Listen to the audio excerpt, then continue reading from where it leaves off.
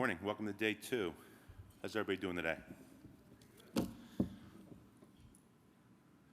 Okay. So Jason said, Jeff Gibbons from Bridge House Advisors. I've lived my entire life in the mid-Atlantic region of the U.S., born in Pennsylvania, eastern Pennsylvania, spent some time in Metro New York, as well as Virginia, and now I live in a suburb of Philadelphia. So your first question might be, okay, Gibbons, what are you doing here? Well, let me tell you a little bit about my firm first, and I can answer that question. So we are an environmental sustainability advisory firm, and we launched the business in October of 2017. We did not found the business to save the planet, but I think we're going to do some real good along the way. Our mission, rather, is we work primarily with private market investors. And our job is to provide them with the best environmental and sustainability advice, technical advice that we can, so that they, in turn, can make informed investment decisions. And when we first had an opportunity to meet with the state of Alaska and specifically the governor's office, it was our understanding that as representatives from Alaska began visiting private market investors to let them know about the cool things that have happened in Alaska and the cool things that are about to happen in Alaska, there was two things became clear. The first was that not many investors, particularly from the East Coast, really knew a lot about Alaska. And then the second thing is I think Alaska didn't really tell its great story as well as maybe it could have. And so it just so happens that my firm does business with a few investors that do have ties to Alaska. And so they approached us and introduced us and said, could we collaborate with the state to help tell the story of the incredible sustainable development that's actually been happening in this state since statehood in 1959. So that's what I'm doing here. And this is our work product. I used to have a copy up here. I was going to hold it up, but it's on everybody's tables. That's what it's on everybody's table. And we're proud to have collaborated with the state to help produce, your inaugural sustainability report called the Alaska Standard. So, like I mentioned, it's available today in hard copy here at the conference. There's also a more sustainable electronic version that's available in the Office of the Governor's website.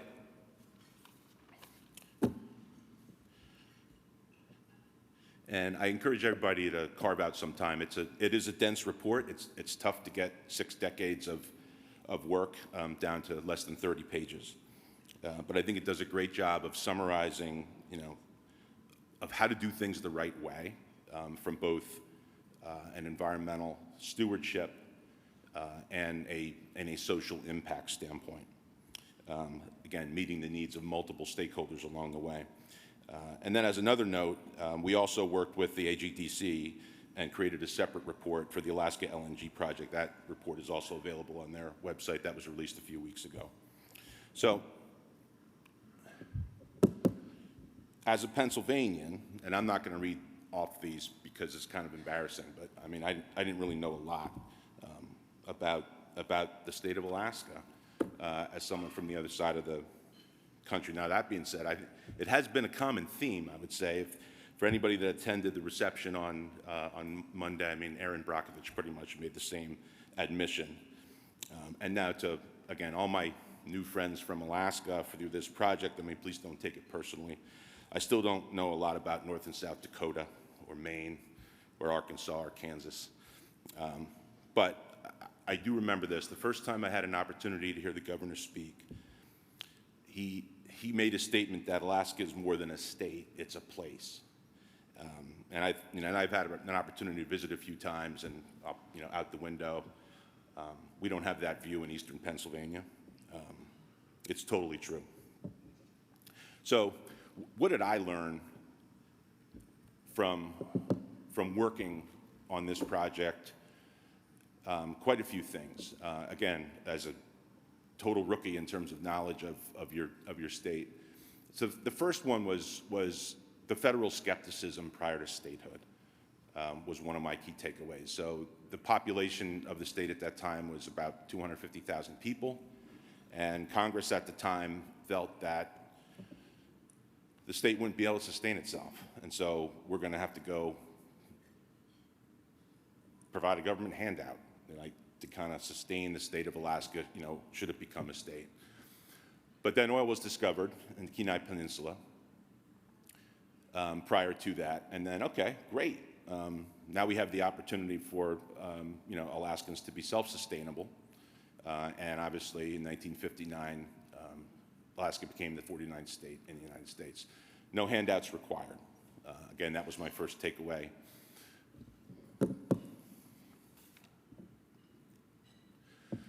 Second learning, from your state constitution. The legislature shall provide for the utilization, development, and conservation of all natural resources belonging to the state, including land and water, for the maximum benefit of its people. Now, I didn't research the other 49 states or their equivalents, to find similar statements, but I think this statement from 1959 pretty much, in my opinion, meets the modern definition of sustainable development. And other states may have similar statements in their constitutions or their founding documents. Others probably don't. But then what came from that is a number of different state agencies were formed since then to carry out this mission of environmental stewardship, and really probably beginning with environmental stewardship, but always with the intent to deliver socioeconomic lift to all Alaskans. Now, has it been perfect? I mean, of course not. I mean, nothing is. But you'll read in the report that when mistakes were made, they were acknowledged and addressed. And there's no owner's manual for a state the size of Alaska, really for any state for that matter. But this guiding principle in your state constitution can most definitely provide the necessary steer to get this right over time. And based on what I've learned and on working on this project, that you definitely have done that since this statement was indoctrinated into the state constitution. And key learning number 3, these are the UN, United Nations Sustainable Development Goals. These were adopted in 2015 with the stated intent to balance the economic, social, and ecological dimensions of sustainable development. Put another way, it's a universal call to end poverty and protect the planet. And now most of my clients are private sector. And I remember when working with Andrew from the governor's office, who was our primary point of contact, I made a comment that, Andrew, I said, once we got into looking at the Sustainable Development Goals and trying to map the impact of the different agencies and organizations in the state, I said, Andrew, you're one of only a handful of clients that I've had recently that wanted to map what they do to the UN SDGs where I didn't roll my eyes. Because I've got a lot of private sector clients that kind of want to badge up, and which is fine, but to me, the Sustainable Development Goals are about scale. And I've got a retail client that was putting their sustainability strategy together and wanted to map to the Sustainable Development Goals, and they said, "Oh, well, we sell food, so we're ending hunger." And I was like, "Dude, you sell Oreos and bags of chips and pretzels. I mean, you're not solving world hunger with your network of stores in the southeastern United States. I mean, the United Nations Sustainable Development Goals were not designed for that." And the other thing is, if you research the case studies for Sustainable Development Goals, those case studies are Brazil. The Caribbean, Zambia, East Africa. These are large places with complex human ecosystems and geographic challenges, kind of like Alaska. So, and there's more of these in the report. This is what could fit on one slide. So these are just selected examples of real impact where we looked at the impacts of all these different initiatives, projects, and agencies. And again, we didn't do a detailed mapping on this. We just kind of focused on the obvious ones. And there's probably many other SDG badges that these agencies and the state can claim, yeah, we've touched this. And then another aspect of the SDGs, and I'm just going to do a quick animation only one time here, is integration. The idea is that multiple initiatives in the state have touched and impacted kind of the same sustainable development goal. And so the impact is magnified. And there's numerous examples just on this slide where the Red Dog Mine and Nana Corporation and the Permanent Fund Dividend are touching the same sustainable development goal, and both contributing to that for the broader sustainable development in the state.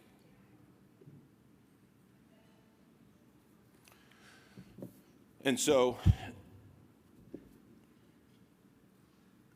my next takeaway was north to the future, Alaska state motto. And this is a quote in the report. The state of Alaska is committed to bringing affordable energy and safe, clean water to every Alaskan. We will continue this work through appropriately regulated and sustainable resource development. That has become our hallmark.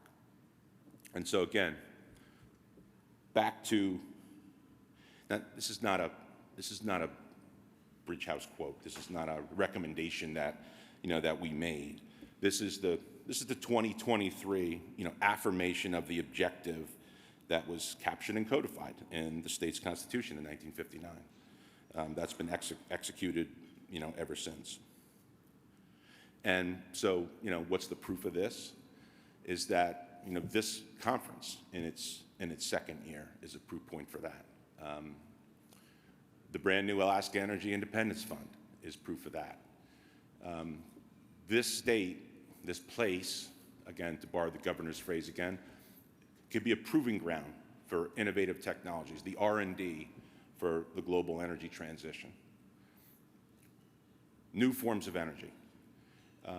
There's going to be different mixes of energy that are going to be needed in different parts of Alaska to bring that resilient energy, cost-effective energy, in addition to clean water, to some of the rural communities. And then carbon capture storage, et cetera. These are elements and technologies, and they're down in the exhibit hall, that are going to have great opportunities moving forward. And so for investors, for private market investors, there's cool stuff about to happen in the state. And this state does it the right way. And a lot of those investors need to prove to their stakeholders and constituents that they're investing their capital responsibly. And this is a great place to do that in Alaska. And so I guess finally, I want to thank Andrew Jensen from the Governor's Office for his partnership and collaboration during the project, as well as all the time, effort, and contributions from all the state agencies that contributed. And I guess with this presentation, Andrew, that probably puts a bow on our project. I encourage everyone again to read the report. And then I guess to close, it's not working. Anyway, there it is, okay. So my next contribution to the state, that young lady in the picture is my oldest daughter. For the last 2 years, she's been narrating whale watches and doing ecotourism, advocacy, and education for Pacific mammals in Maui. And at the beginning of May, she moved with the humpback whales up to Alaska and joined Gastineau Guiding in Juneau to continue her craft. So I've got my oldest daughter now living and working in your state, so thank you for that opportunity as well. That's got it from me.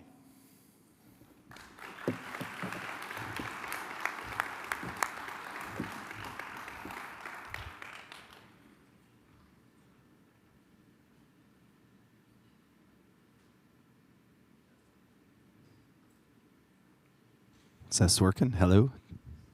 Testing. Thank you. Thank you, Jeff. That was a fantastic presentation. We're going to encourage you all to take those cell phones out. Like I said earlier, these cell phones that are made of oil, that are made of copper, rare earths, take them out and put your questions in for Jeff. We got a couple that have already come in, but we have some time, obviously, to ask some questions that you sent in. And Jeff, fantastic presentation. We're going to be putting a link, as you can see. You can submit your question with that doodly bob on the screen. Just take a picture of it, and it will take you to a page that you can enter your questions, or you can do it on the app as well. First question we have for you, Jeff. Are there any specific aspects of the social impact of resource development in Alaska that stood out to you or your colleagues who worked on the report? Yeah, thanks, Jason. Yeah, I would say two. Again, there's been a lot of societal impact, and there's lots of facts and data in the report to back that up. But for me personally, I think the two was Voice of the Arctic, and the fact that there's, again, a recognition of the value of a subsistence and indigenous lifestyle, and the fact that everybody can get around the table and talk about how do we do the development, but how do we also acknowledge and respect the voices of indigenous peoples and allow them to live the life that they want to live in Alaska.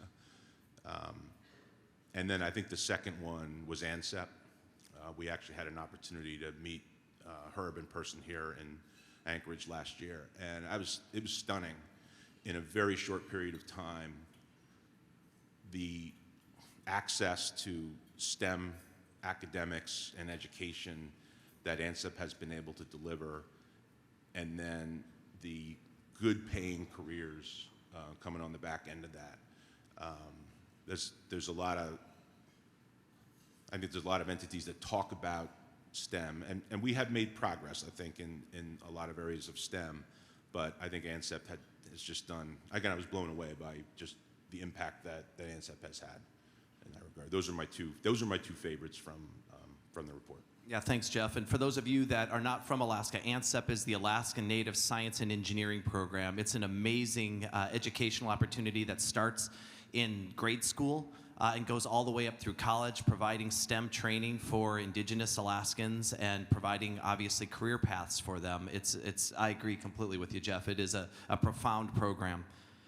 Thanks. The second question that we have for you, in terms of following Alaska's progress moving forward, what are you most excited about?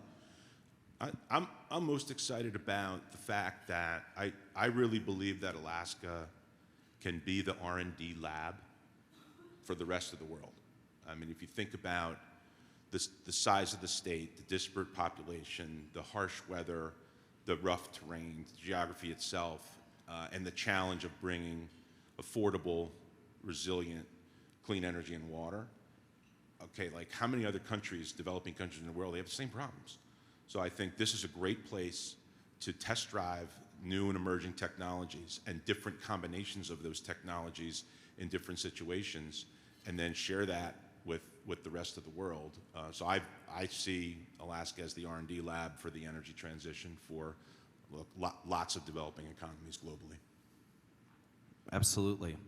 So we got a number of questions. Again, I want to encourage a lot of folks to take a picture of that doohickey up on the screen. You can enter your questions. We've had a lot of them come in. So we're going to first talk about energy grids. Do you see any movements to improve the resiliency of energy grids? In Alaska? In Alaska. Yeah, I do. Well, I certainly think the opportunity's there. One of the things that we did, it is mentioned in the report, and we did discuss, is, again, a lot of rural Alaska is still highly dependent upon diesel for power generation. And so I think the microgrid technology, look, it's going to be tough to run transmission lines across this entire state, right? Probably cost prohibitive. But microgrids is probably, the solution for that. So I do think there's promise, but again, there's going to be some challenges, and it's going to have to be sorted out. Well, and I can tell you, one of the things Governor Dunleavy has emphasized is the opportunity for microreactors in Alaska. We're putting a special project up in Fairbanks, partnering with the Air Force on getting that microgrid there, but the opportunity to decarbonize Alaska rural communities with their diesel and to bring nuclear small microgrid powers is huge for Alaska. You mentioned in your first statement about Voice of the Arctic, obviously incredibly important, but so is ANCSA, the Alaska Native Claims Settlement Act, and the 44 million acres of opportunity that they have. Can you talk a little bit about that from a ESG perspective? I got to be honest, I'm not as familiar with that. Okay. With that one. Okay. So the ESG equity inflows seem to have slowed and in some cases turned to outflows. How are other markets different? And what do we mean by outflows? I'm reading the question. Well, I guess I'm not clear what an inflow or an outflow is, but look, the way that I and my colleagues at Bridge House think about it is, look, it's just core business fundamentals. Maybe I'll share the story this way. I was in Washington D.C. And with two colleagues, and there was two gentlemen from I think they were from Kansas. They overheard us mentioning ESG, and they came over and proceeded to lecture us that ESG was just a conspiracy that's been cooked up by the Biden administration to put oil and gas out of business. And we said, no, it isn't.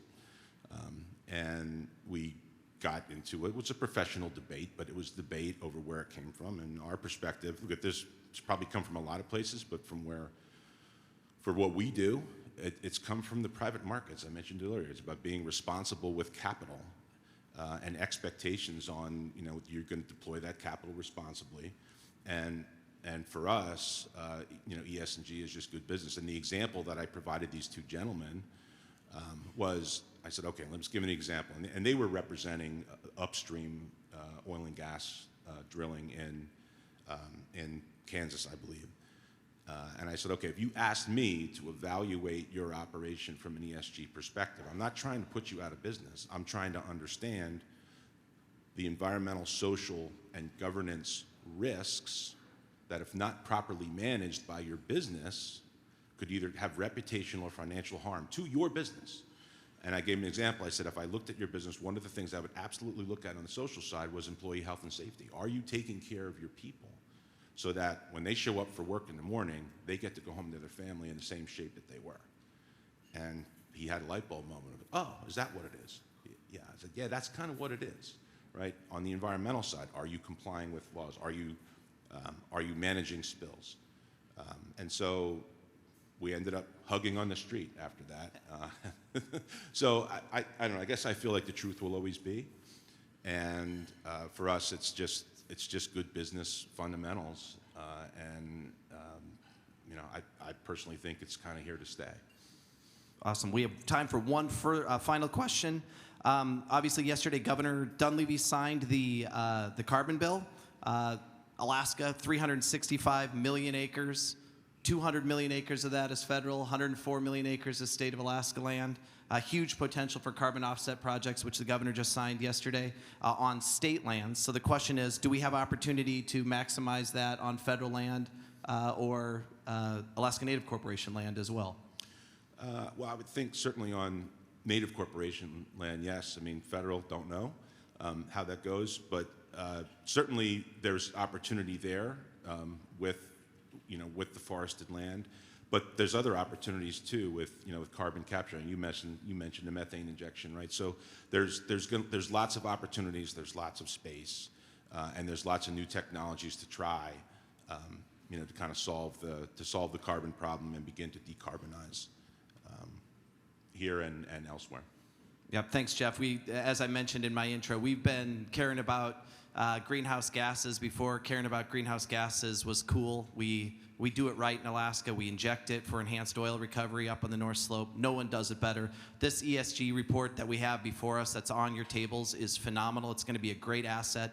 I guess a final question, I lied. This is one. They want to know how often is this going to be updated and when will it be available online? This might be a question for Andrew.